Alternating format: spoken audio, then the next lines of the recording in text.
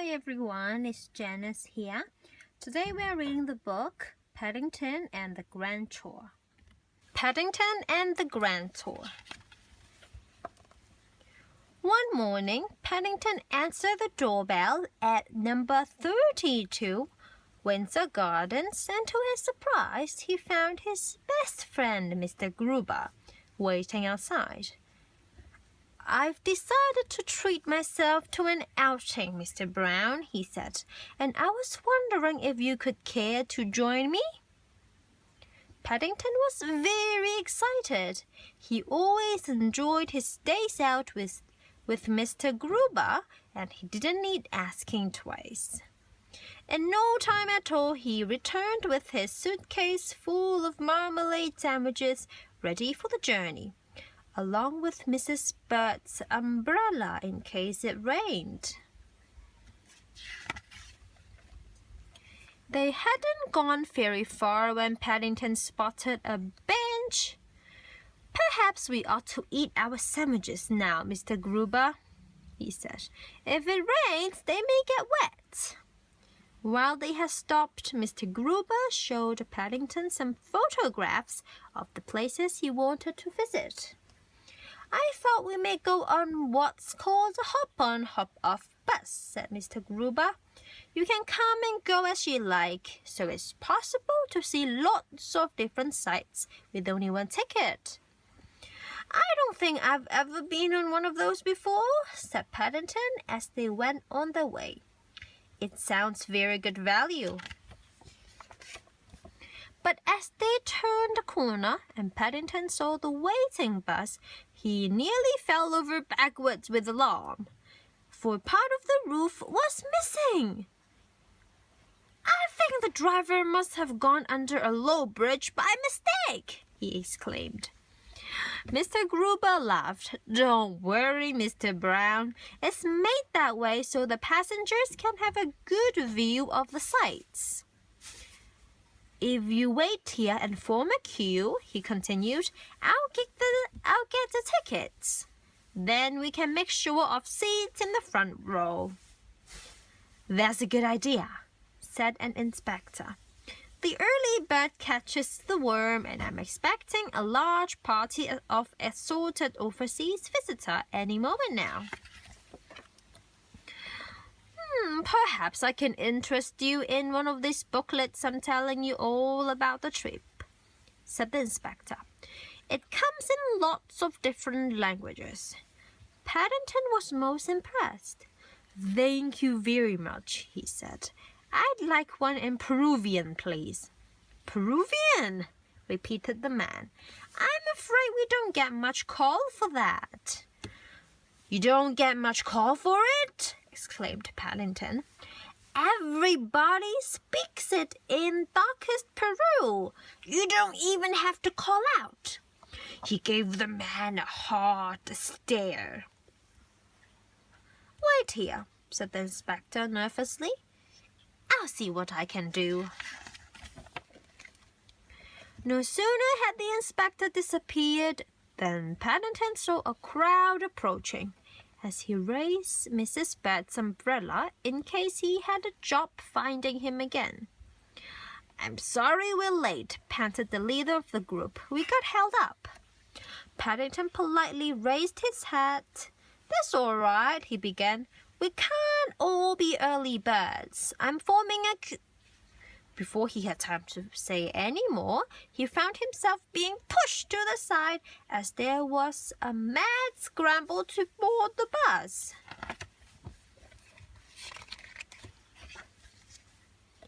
Paddington watched in dismay as everyone on the top deck began fighting for the front seats. "I wouldn't sit here if I were you," he called. "There may still be some worms," as he was wasting his breath. So he tried again. "Excuse me," he called. Lifting one leg, he waved the umbrella. "It's a hop-on bus, and I'm afraid the two front seats upstairs are reserved." "Hold it, you guys!" The leader gave a loud blast on his whistle. You're supposed to hop everywhere, okay? Pass it down the line. What happens now? Came a voice when everyone was settled. Paddington considered the matter for a moment. I'm not sure, he replied. I shall need to ask Mr. Gruber, but I think you look at the view. Then you hop off again. View? Wailed someone. What view? Their voices were lost in the general commotion as the leader blew several more blasts on his whistle and issued fresh instructions. I came on this trip to see the sights, protested the lady as she staggered off the bus. Not become one. I'm worn out, gasped another, collapsing into her husband's arms. And we haven't been anywhere yet. A number of passers-by stopped to watch and several children joined in the fun. Soon the whole pavement was alive with figures. Paddington tried closing his eyes, but whenever he opened them, more people had arrived. He was very relieved when he spied a familiar figure pushing his way through the crowd towards him. Are you all right, Mr. Brown? Called Mr. Gruber. This place looks like a battlefield. It feels like one too, Mr. Gruber, said Paddington. I was trying to save our seats in the front row, but I'm afraid I wasn't quick enough. The inspector gave me this booklet, said Mr. Gruber. He said he's very sorry it's in English, but he suggested we find somewhere quiet to read it until the fuss has died down. There's a little cafe over there. I'll hurry on ahead and reserve a table. Mr. Gruber hadn't gone very far before Paddington felt a spot of rain on the end of his nose. So he stopped to open the umbrella. Almost immediately he heard a whistle and a voice shouting, Follow him, you guys! Don't let him out of your sight! Paddington hurried on his way as fast as his legs could carry him. Even so, he only just managed to reach the cafe ahead of the others. Quick, Mr. Brown! Hissed the voice from behind the potted plants. Come on, over here. There's some cocoa on its way. I should be careful with your sips, Mr. Brown, warned Mr. Gruber as the waitress arrived with 2 steaming mugs. It looks very hot, and they may give the game away. I don't know about my sips, Mr. Gruber, gasped Paddington. As the crowd burst through the door, I'm beginning to wish I'd brought my disguise outfit. There you are, cried the leader. I've never known a tour captain so hard to keep up with. Tour captain? Repeated Paddington. You were holding up your umbrella, said the man. That's what tour captains always do. It's so that people don't get lost. Paddington said, I'm not a tour captain. I'm a bear.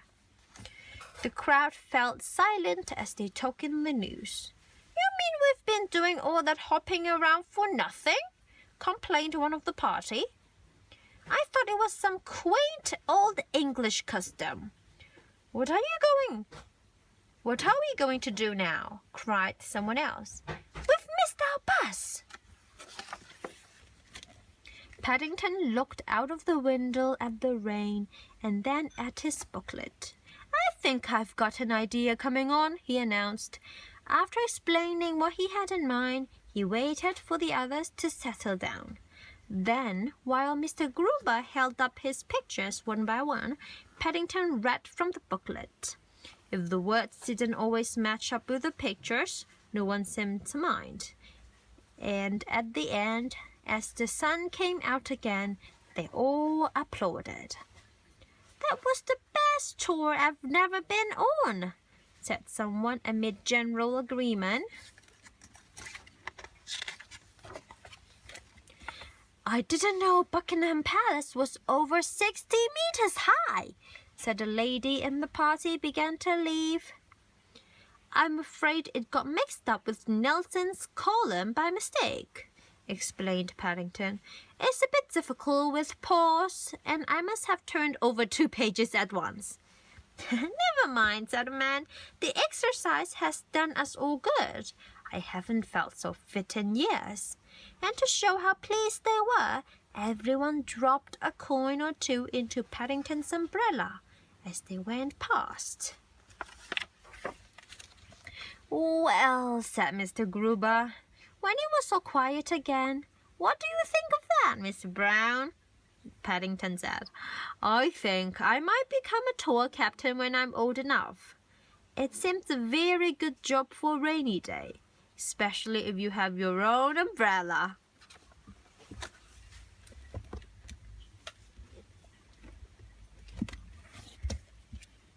Okay, so that's the end of the book, Paddington and the Grand Tour.